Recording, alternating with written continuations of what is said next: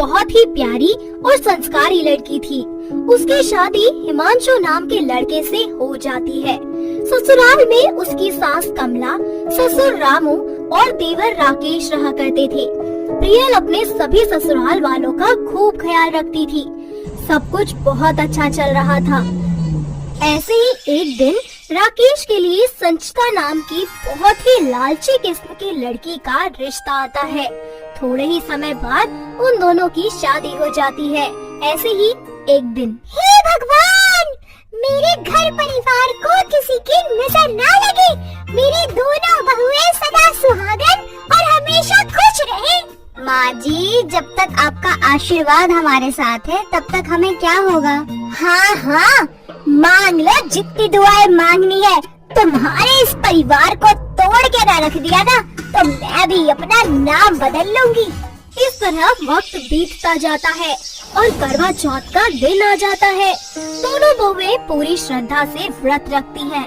हिमांशु प्रियल के लिए हीरो का हार लेकर आता है तो वही राकेश संचिता के लिए एक सादी सी साड़ी ले आता है, जिसे देखकर संचिता को बहुत गुस्सा आता है और वो गुस्से में आग बबूला हो जाती है। ऐसे ही आए दिन हिमांशु अपनी बीवी के लिए कोई न कोई महंगा तोहफा लेकर ही आता था। संचिता को ये सब देखकर जरा भी खुशी नहीं होती थी। ऐसे ही एक दिन रसोई घर में, अरे वाह दीदी, आपकी साड़ी तो काफी महंगी लग रही है और बहुत सुंदर भी है। हाँ, पूरे 10,000 की है, तेरे जेठ जी लाए हैं। और ये चूड़ियाँ तो बड़ी प्यारी है।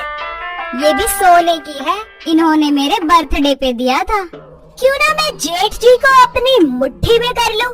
फिर ये सारे गहने, कपड़े, हीरे, जवाहरात सब पर सिर्फ और सिर्फ मेरा यानी संचिता का हक होगा। क्या हुआ संचिता, कहाँ खो गई? कहीं नहीं दीदी, बस यूं ही कुछ सोच रही थी। चलो शाम के खाने की तैयारी करते हैं, अब ये सब आते ही होंगे। इस तरह वक्त बीतता जाता है। एक दिन घर के सभी लोग शादी में गए होते हैं और घर में सिर्फ संचिता अकेली होती है। काफी रात हो जाने की वजह से संचिता अपने जेठ हिमांशु का इंतजार कर रही होती है। संचिता बहुत ही बन ठन कर डाइनिंग टेबल पर बैठ जाती है। तभी वहाँ हिमांशु आता है। अरे संचिता, तुम ये सब क्या कर रही हो? और बाकी सब कहाँ हैं? जी वो सब बाहर गए हैं, मैं आप ही का वेट कर रही थी। खाना लगा दूं आपके लिए? नहीं, मुझे कुछ नहीं खाना, मैं बाहर से खा के आया हूँ। संचिता जैसे ही वहाँ से जाने लगती है तो वो जानबूझकर अपना पैर फिसलने का नाटक करती है। हिमांशु उसे अपनी बाहों में थाम लेता है। संचिता कसकर उसे पकड़ लेती है। ओह थैंक यू जेठ जी, अगर आप न होते मैं तो गिर ही जाती। तुम ठीक तो हो ना संचिता, कहीं लगी तो नहीं? लगता है मेरे पैर में मोच आ गई। आप जरा मुझे मेरे कमरे तक छोड़ देते तो। अच्छा, तुम ऐसा करो, मेरा हाथ पकड़ लो, मैं तुम्हें छोड़ देता हूँ। हिमांशु संचिता को हाथ पकड़कर कमरे में ले जाता है। जैसे ही वो दोनों कमरे में जाते हैं तभी अचानक घर की लाइट चली जाती है और संचिता जोर से हिमांशु के गले लग जाती है। प्लीज प्लीज प्लीज हिमांशु, मुझे अकेला छोड़ के मत जाना, मुझे अंधेरे से बहुत डर लगता है। अरे डरो मत संचिता, मैं हूँ ना तुम्हारे पास, कुछ नहीं होगा तुम्हें। माफ करना जेठ जी, मैंने आपका नाम ले दिया डर के मारे। अरे कोई बात नहीं। तभी घर की लाइट भी आ जाती है। लो, लाइट भी आ गई, अब तुम आराम करो। वक्त बीतता जाता है। संचिता किसी न किसी बहाने हिमांशु के पास आती रहती और उससे अच्छी अच्छी बातें करती और उसे अपनी ओर आकर्षित करने का कोई भी मौका हाथ से नहीं जाने देती थी। ऐसे ही एक दिन, संचिता, मैं तुमसे कुछ कहना चाहता हूँ। जी कहिए, क्या हुआ? देखो, मैं ये नहीं जानता कि ये सही है या गलत, पर मैं तुम्हें बहुत प्यार करने लगा हूँ। जब भी तुम मेरे पास आती हो तो मुझे बहुत अच्छा लगता है। I love you Sanchita. मैं भी आपसे बहुत प्यार करती हूँ। I love you too Himanshu. इस तरह उन दोनों का ये नाजायज रिश्ता परवान चढ़ने लग जाता है अब हिमांशु आए दिन संचिता के लिए महंगे कपड़े और गहने लाता और चुपके से उसके कमरे में जाकर उसे दे देता। तो वहीं दूसरी तरफ प्रियल का बसा बसाया घर संसार उजड़ने लगता है। हिमांशु और प्रियल के बीच आए दिन झगड़ा होने लगता है। इन सबसे परेशान होकर प्रियल घर छोड़कर चली जाती है। अब संचिता सारे घर पर अपना राज चलाने लगती है। ऐसे ही एक दिन संचिता की माँ ज्योति उससे मिलने आती है। देखा माँ, मैंने कहती थी एक दिन ये सारे घर के लोग मेरी मुट्ठी में होंगे, और खास तौर पर तो जेठ जी।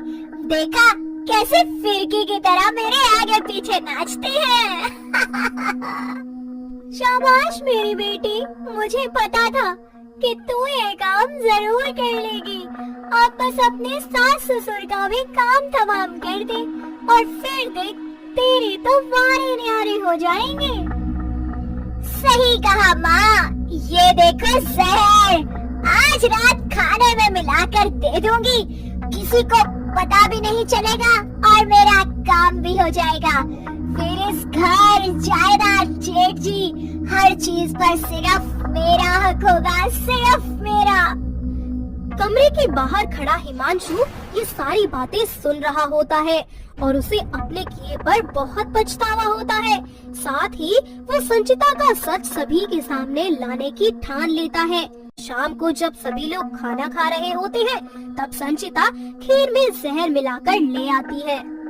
माँ जी, बाबूजी, ये लीजिए खीर खाइए, मैंने आप दोनों के लिए बनाई है स्पेशली, वो भी शुगर फ्री। संचिता अपनी सास और ससुर को जहर वाली खीर खिला देती है और अगली सुबह जब वो उठती है तो उन दोनों को सही सलामत देखकर उसके तो तोते ही उड़ जाते हैं। हे भगवान, ये दोनों अभी तक जिंदा कैसे हैं? इनको तो मर जाना चाहिए था। क्या हुआ संचिता, जहर उल्टा असर कर गया क्या? जहर? कौन सा जहर? ये क्या कह रहे हैं आप? मैंने तुम दोनों की सारी बातें सुन ली थी। तुम पैसे और दौलत के लिए इतना बड़ा खेल खेलोगी, मुझे यकीन नहीं था संचिता। और जो खीर तुम मेरे माँ बाबूजी को खिलाना चाह रही थी ना, वो मैंने बदल दी थी। हिमांशु की सारी बातें सुनकर संचिता का सर शर्म से झुक जाता है और वो अपने जेठ से बोलती है, मुझे माफ कर दीजिए, मैंने ये सब कुछ पाने के लिए जेठ जी को अपने झूठे प्यार में फंसाया, आप दोनों को मारने का प्लान बनाया ताकि मैं अकेली इस घर पर राज कर सकूं। मुझसे बहुत बड़ी भूल हो गई, प्लीज मुझे माफ कर दीजिए, मुझे घर से मत निकालिए। मेरे मंदिर जैसे घर को तूने अपवित्र कर दिया, निकल जा मेरे घर से नालायक, और दोबारा यहाँ आने की कोशिश भी मत करना। तभी वहाँ प्रियल भी आ जाती है और कहती है, रुकिए माँ जी, आप ऐसा मत कीजिए, संचिता ने जो भी किया वो सब नादानी में किया, आप उसे घर से मत निकालिए माँ जी। पर दीदी, मैंने तो आपके साथ इतना गलत किया, आपका घर बार सब कुछ बर्बाद कर दिया, फिर भी आप मुझे बचाना चाहती है। हाँ, क्योंकि छोटों का काम होता है गलती करना और बड़ों का काम होता है उन्हें समझाना और सही राह पे ले आना। इस तरह सभी घर वाले संचिता को उसके किए की माफी दे देते हैं। साथ ही संचिता भी अपने मन से लालच की भावना हमेशा हमेशा के लिए निकाल देती है और सभी के साथ मिलकर